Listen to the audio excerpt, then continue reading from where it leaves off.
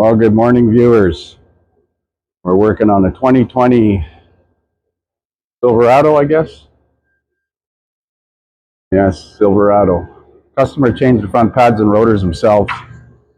And after that, he's got a bunch of warning lights on and a lack of brakes.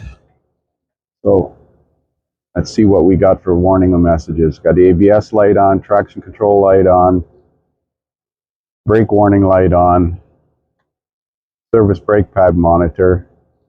Now, he did say that the brake pad sensor was damaged, and I don't know if he replaced it or not. Brake system failure, 70 kilometers an hour top speed. It doesn't have much in the line of brakes. Now, he said the brake pedal was going to the floor or going low, but I find it very stiff. Service ESC. So we're going to throw the scanner on this thing and do a network scan and see what it's got to offer for codes. That's where we're going to start. So this is a new vehicle record. It's automatically ID'd as a 2020 Silverado. Should automatically pull the kilometers on the vehicle out of it as well. Wow, that's not very many. 54,000 kilometers. Let's do a network code scan and see what it has to say. The engine control computer has complaint against the brake system.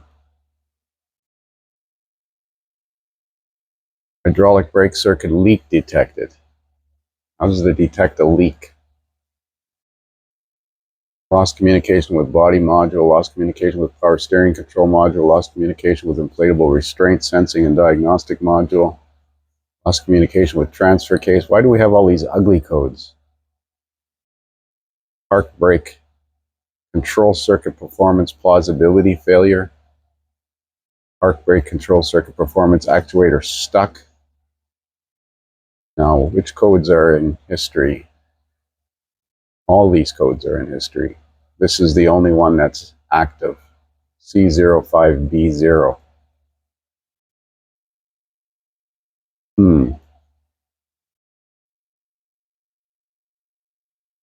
Front brake pad wear signal circuit plausibility, rear brake pad wear signal circuit plausibility.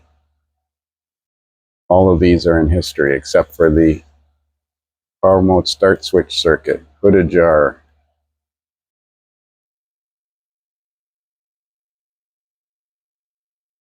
Well, we're going to clear all these codes out and see what comes back. I don't know what kind of hocus pocus has been going on with this thing.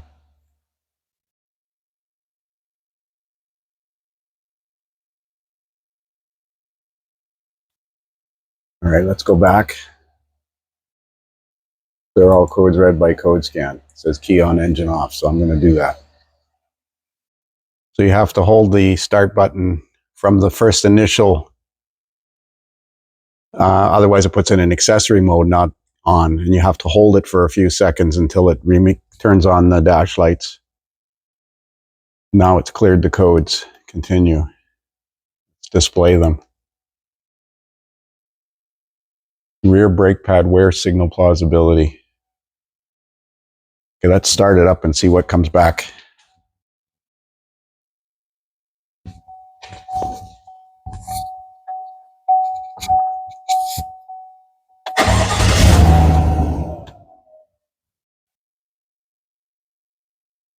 We have a service brake pad monitor light.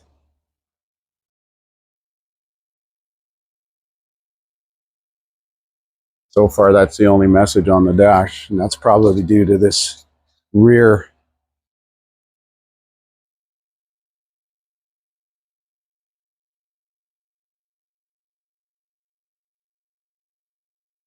try displaying codes again.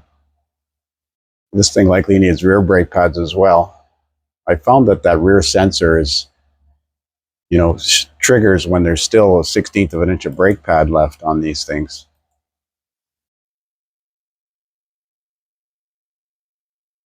Well, I'm going to take it for a spin or see how the brakes feel, but I'm going to check the brake fluid level.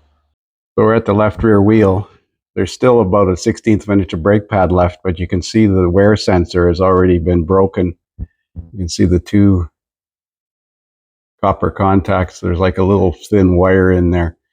I think these sensors are a little bit premature. There's still at least a 1/16 of an inch of brake pad left before the actual squealer touches the rotor. There's that much brake pad in there. So I'm just going to, it needs a new sensor anyways, and theoretically pads and rotors in the rear.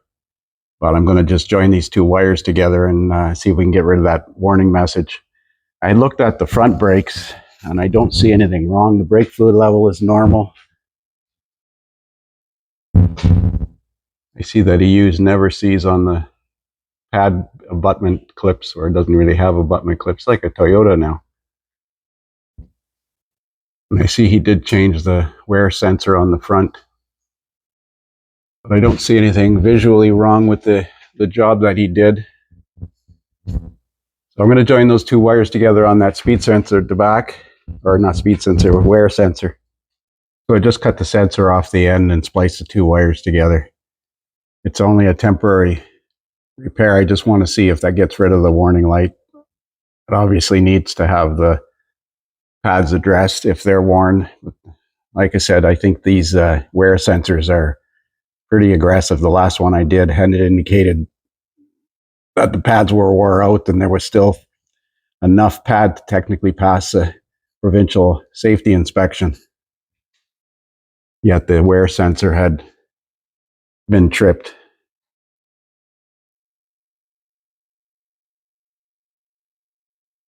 Let's see if that gets rid of the message.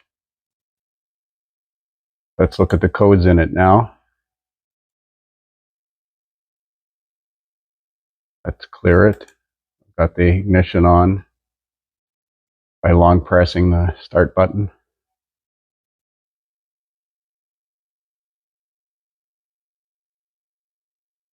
Play codes.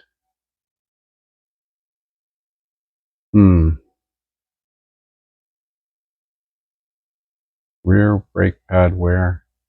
Signal circuit plausibility failure. Wonder if they have some kind of magic resistor in there and sorting the two wires together doesn't work anymore. Well, let's start it up.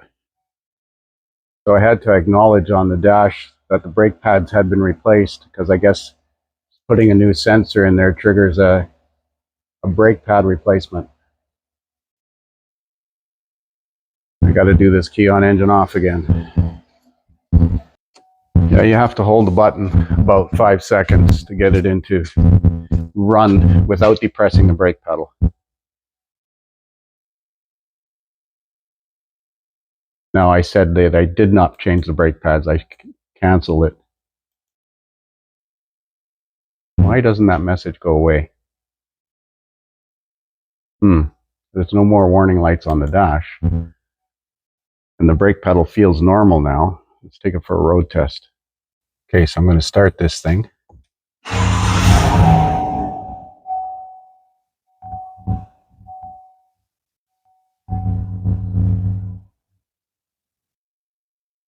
Best possible, yes. So we're still getting that service brake pad monitor. No, I did not install new brake pads. But the brake pedal feels normal now, so I'm going to go for a road test and see how it works.